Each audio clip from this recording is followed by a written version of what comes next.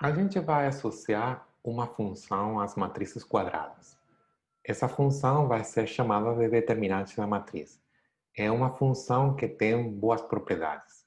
Em particular, por exemplo, uma matriz quadrada é inversível se somente se o determinante é distinto de zero. Então, vamos definir essa função que associa a cada matriz quadrada um número real. Para isso, vamos definir primeiro o que é uma permutação. Então, uma permutação é simplesmente o conjunto das bijeções do conjunto dos números naturais entre 1 e n. Essa seria uma permutação desse conjunto, um elemento de S sub n. Tá? Em outras palavras, uma bijeção do conjunto dos números naturais entre 1 e n é uma maneira de associar a cada inteiro entre 1 e n um outro inteiro no mesmo intervalo, sem repetições. Tá? Se a gente considera os elementos desse sub 1, esse sub 2 e esse sub 3, esse sub 1 só tem um elemento, tá? A única coisa que a gente pode fazer é associar a 1, 1, porque só estamos considerando os inteiros entre 1 e 1. Esse sub 2 tem dois elementos, que podemos escrever assim. Um momento. Que é o que quer dizer essa escrita? Tá. O primeiro elemento seria o elemento que estamos associando a 1 e o segundo o elemento que estamos associando a 2. E aqui igual, o primeiro elemento é o elemento que estamos associando a 1 e o segundo elemento é o elemento que estamos associando a 2. Então só tem duas situações possíveis. Ou associamos 1 a 1 e 2 a 2, ou associamos 2 a 1 e 1 a 2. Tá? Então, esse sub 2 tem dois elementos. Esse sub 3 tem mais elementos, tá? Porque, por exemplo, podemos ter 1, 2, 3, 1, 3, 2, 2, 1, 3, 2, 3, 1, 3, 1, 2 e 3, 2, 1, tá? Podemos associar. Se associamos a 1 o elemento 1, aparecem esses dois. Aí a 2 temos que associar 2 ou 3 e a 3 associamos o elemento que sobra. Então, essas são as duas permutações que associam 1 a 1, tá? Aqui temos as duas permutações que associam 2 a 1, tá? Se associamos 2 ao elemento 1, qual podemos associar ao elemento 2? Tem que ser 1 ou 3. Mas no momento em que a gente associa ao segundo elemento a sua imagem, tá, só sobra um elemento, então a permutação é única. E aqui a mesma coisa, a gente associa a um 3 e temos então duas possibilidades para a imagem do 2, que são 1 e 2. Mas no momento que essa é fixada, já só sobra uma única possibilidade para 3. Então, esse sub 1 tem um elemento, esse sub 2 tem dois elementos, esse sub 3 tem três elementos. De fato, não é difícil calcular o número de elementos que tem esse sub n, tá? Porque quando a gente tem as permutações de n elementos, a imagem do primeiro, a escolha da imagem do primeiro é feita entre n elementos. Tá, mas a imagem do segundo, essa escolha é feita entre n menos 1, porque tem um elemento já que foi excluído, que é a imagem do primeiro. E a imagem do terceiro é feita a escolha entre n-2, porque as imagens dos dois primeiros não podem ser escolhidas porque a gente não permite repetições. Então a gente continua desse jeito até chegar ao último. Para o último só tem uma única escolha. Então o número de elementos que aparecem em esse sub n é exatamente n fatorial. Tá? E de fato, 1 fatorial é igual a 1, 2 fatorial é igual a 2, e 3 fatorial é igual a 6. E isso aí bate com o que a gente calculou. Para esse subir 1 temos um elemento, para esse subir 2 temos 2 elementos, e para esse subir 3 temos 6 elementos. Tá? Então, vocês podem ver que essa definição tá, vamos ter problemas para calcular, se a gente tem que usar permutações para calcular esses determinantes, vamos ter problemas se a gente considera matrizes muito grandes, porque N fatorial cresce muito rapidamente. Tudo bem, mas nem sequer a gente definiu determinante. Então, o determinante de uma matriz quadrada, tá? Só está definido para matrizes quadradas, como esse aqui, esse número. A gente considera as expressões em que A sub 1, sigma de 1, A sub 2, sigma de 2, pum, pum, pum, pontos, pontos, HA sub n, sigma de n, faz o produto de tudo isso e multiplica pelo sinal de sigma. E o sinal de sigma é menos 1 elevado ao número de inversões que aparecem na nossa permutação. Ou seja, quando a gente considera dois índices I e J, com I menor do que J, se sigma de I é menor do que sigma de J, bom, a ordem das imagens é a mesma que a ordem de I e J. Mas se sigma de I é maior do que sigma de J, temos uma inversão.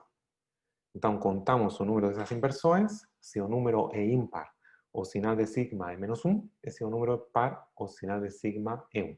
Tá? É simplesmente isso. Agora vamos ver alguns exemplos. Então, essa seria a definição do determinante de uma matriz quadrada. Se a gente considera uma matriz 1 por 1, tá, aí não tem problema nenhum, porque tem que considerar o sinal da única permutação, mas nessa permutação não tem inversão nenhuma. Então, o determinante da matriz é simplesmente a única entrada da matriz. Tá? Aí não tem problema nenhum. Qual seria o determinante de uma matriz 2 por 2? Tá. Aí vocês têm que ter duas permutações. A permutação 1, 2 e a permutação 2, 1. E como é que a gente calcula o determinante? Tá, aqui temos A sub 1 e aqui temos que colocar esse elemento. E aqui A sub 2 e o segundo índice coincide com esse aqui. Tá?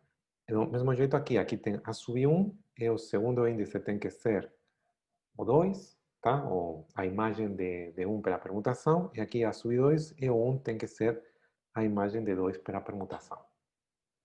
Tá, agora a gente tem que calcular os sinais dessas permutações. Aqui não tem inversão nenhuma, porque 1 e 2 estão bem colocados. Mas aqui tem uma inversão, porque 2 e 1 aparecem, cada 2 não é menor do que 1, mas é maior do que 1. Então tem uma inversão entre 1 e 2. Como aqui não tem nenhuma inversão, temos que o sinal é menos 1 elevado a 0, ou seja, 1.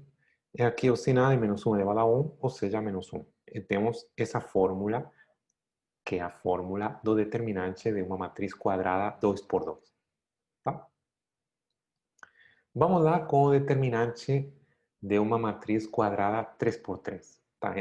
Rapidamente vira mais complicado, porque, claro, já vamos precisar considerar 6 termos, porque tem 6 permutações. Então, essas permutações são 1, 2, 3, 1, 3, 2, 2, 1, 3, 2, 3, 1, 3, 1, 2 e 3, 2, 1. Tá? E aqui, esse 1, 2, 3 são os segundos índices que aparecem quando a gente tá nos coeficientes, tá? O primeiro índice aqui, os primeiros índices são 1, 2 e 3, e os segundos são os que aparecem aqui na permutação. Então, seria, nesse caso, 1, 2 e 3 também. Mas vocês podem ver que aqui tem 1, 3, 2, e aqui também tem 1, 3, 2. Aqui tem 2, 1, 3, e aqui também tem 2, 1, 3, 2, 3, 1, e aqui 2, 3 e 1, e bom, assim por diante. Então, seria esse produto, tá? Que é um produto que tem 6 parcelas. Ok. Então, vamos calcular. Claro, o que acontece é que aqui não tem nenhuma inversão, tá? 1 é menor do que 2, 2 é menor do que 3, então o sinal vai ser 1, menos 1 elevado a 0, ou seja, 1. Então, A primeira parcela é A subir 1, vezes A subir 2, 2, vezes A subir 3, 3. Agora vamos com esse termo aqui. Mas aqui, claro, entre 1 e 3 não tem inversão, entre 1 e 2 também não, tá? Mas entre 3 e 2 tem uma inversão. Então, o sinal vai ser menos 1 elevado a 1, que é menos 1. E por isso, vamos ter menos A subir 1, A subir 2, 3, A subir 3, 2. Agora vamos com o seguinte termo, que seria esse aqui. Temos que calcular o sinal. Tá. O 2 está invertido com 1. O 2 e o 3 não estão invertidos, tá? E o 1 e o 3 também não. Então, o número de inversões que vamos ter é 1. Então, o sinal é menos 1 elevado a 1, ou seja, menos 1. E aí vamos ter menos A subir 1, 2, vezes A subir 2, 1, vezes A subir 3, 3. Agora temos que calcular o sinal dessa permutação. O 2 não está invertido com o 3, está invertido com o 1, e o 3 está invertido com o 1, então tem duas inversões. O sinal é menos 1 elevado a 2, mas menos 1 elevado a 2 é 1. Então vamos ter que somar. E aparece mais A subir 1, 2, A subir 2, 3, A subir 3, 1. Agora vamos com o sinal da seguinte, que é 3, 1, 2. Então, 3 está invertido com 1, e 3 está invertido aqui também com o 2, mas 1 e 2 não estão invertidos, então tem duas inversões. E de novo, menos 1 elevado a 2 é 1. Então vamos ter mais A subir 1, 3, vezes A subir 2, 1, vezes A subir 3, 2. E finalmente, temos essa permutação aí, em que 3 está invertido com 2, 3 está invertido com 1 e 2 está invertido com 1. Então tem três inversões. Menos 1 elevado a 3 é menos 1. Então temos que restar A subir 1, 3, A subir 2, 2, vezes A subir 3, 1. Essa seria a fórmula para o determinante de uma matriz 3x3. Tá? E a gente poderia continuar e dar uma fórmula do mesmo jeito para uma matriz 4x4, 5x5, 6x6 e assim por diante. Só que como que cada vez essas fórmulas têm um número maior de parcelas, porque o número de parcelas para uma matriz n por n é n fatorial. E isso aí complica o cálculo bastante. Tá? Tem um exemplo que é bem simples, que é o determinante de uma matriz diagonal, em que as únicas entradas que poderiam ser distintas de zero são as entradas da diagonal. Em esse caso, o determinante é o produto dos elementos da diagonal principal. Tá? Porque vocês vão aqui a ver esse produto. E claro, A sub 1, sigma 1 é um elemento que está na primeira linha, tá? E na coluna sigma 1. Mas, claro, como essa coluna não seja a primeira, vai ser zero. Então, a única forma em que esse produto pode ser distinto de zero é que sigma de 1 seja igual a 1, sigma de 2 seja igual a 2, e assim por diante, h sigma de n igual a n. Claro, essa é a permutação 1, 2, n, que não tem inversão nenhuma. Então, o determinante, nesse caso, vai ser A subir 1, 1, vezes A subir 2, 2, vezes pontos A subir n. Tá? Então, se temos uma matriz diagonal, tá? Em que todas as entradas fora da diagonal principal são iguais a zero, o determinante é simplesmente o produto das entradas na diagonal principal. A razão pela qual a gente estuda os determinantes é porque são muito úteis e, de fato, determinam algumas das propriedades das matrizes. Inicialmente, vamos ver algumas propriedades dos determinantes.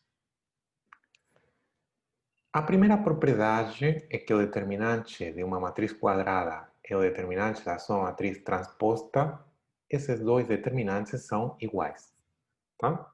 Por exemplo, se a gente considera o determinante da matriz 1, 3, 5, sei lá, menos 1, e o determinante da matriz 1, 5, 3, menos 1, que seria a sua transposta, esses determinantes são exatamente o mesmo. O primeiro é 1 vezes menos 1, menos 3 vezes 5, e o segundo é 1 vezes menos 1, menos 3 vezes 5.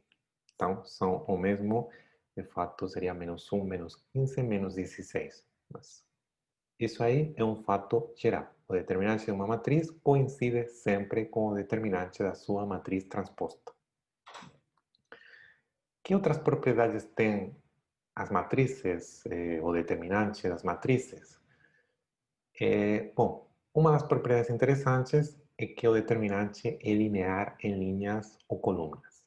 Então, vamos ver o que queremos dizer quando dizemos que o determinante é linear em linhas ou colunas.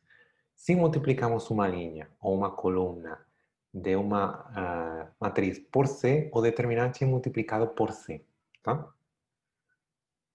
Então, por exemplo, aqui, a gente multiplica a primeira linha por C e o determinante é multiplicado por C.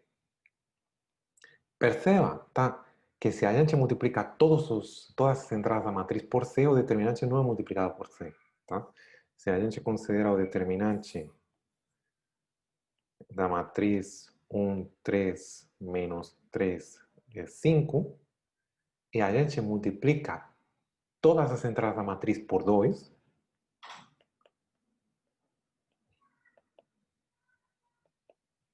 tá? O determinante da primeira matriz vai ser 5 menos menos 9, ou seja, 5 mais 9, ou seja, 14. E o determinante da segunda vai ser 20 mais, mais 36, que é 56. Ou seja, o determinante da segunda matriz não é duas vezes o determinante da primeira, é 4 vezes o determinante da primeira.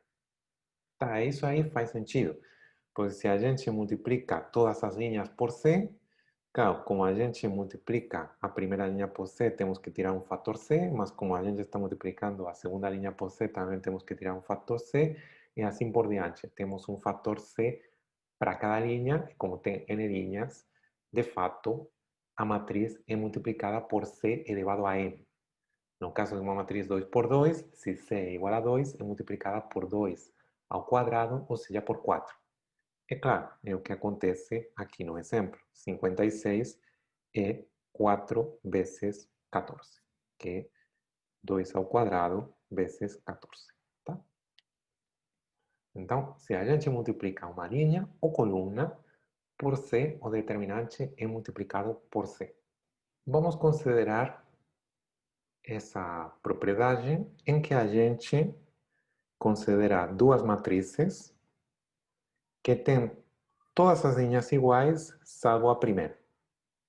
O resto, a segunda linha das duas matrizes, as segundas linhas são iguais, as terceiras linhas são iguais e assim por diante. A única linha que não é igual para as duas matrizes é, eventualmente, a primeira.